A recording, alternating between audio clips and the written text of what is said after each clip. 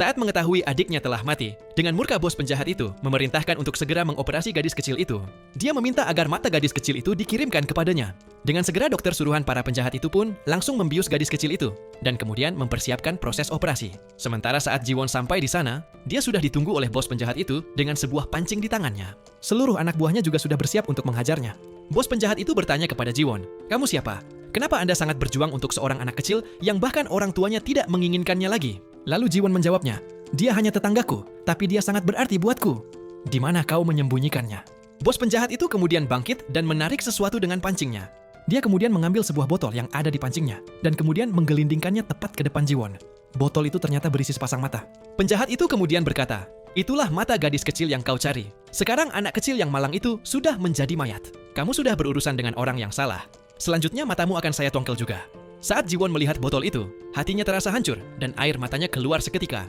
Gadis kecil yang selalu menemaninya, kini telah hilang selamanya. Dengan amarah yang tidak terbendung lagi, Jiwon langsung mengambil senjata dan secara membabi buta langsung menyerang para penjahat itu.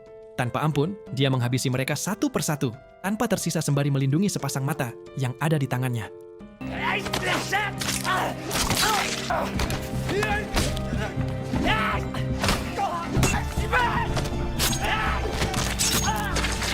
Saat bos penjahat itu berusaha kabur, Jiwon langsung melakukan tembakan terukur yang pas mengenai ban mobil penjahat itu, sehingga mobilnya tidak terkendali dan menabrak tiang di depannya.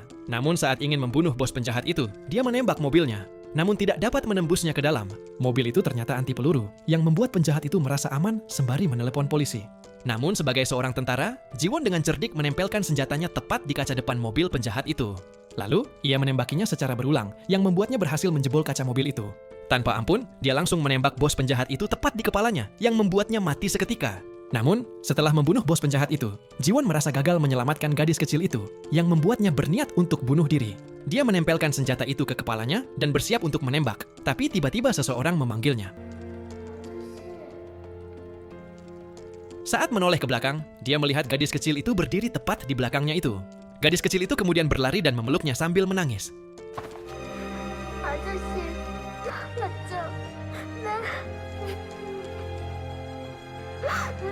Dengan mata yang berkaca-kaca, Jiwon merasa semangat hidupnya lahir kembali. Dia berjanji kepadanya bahwa dia akan melindunginya. Ternyata, saat gadis kecil itu hampir dioperasi, salah satu anak buah penjahat itu tidak tega melihatnya. Ia kemudian membunuh dokter itu, lalu mengirimkan matanya sebagai gantinya kepada bosnya.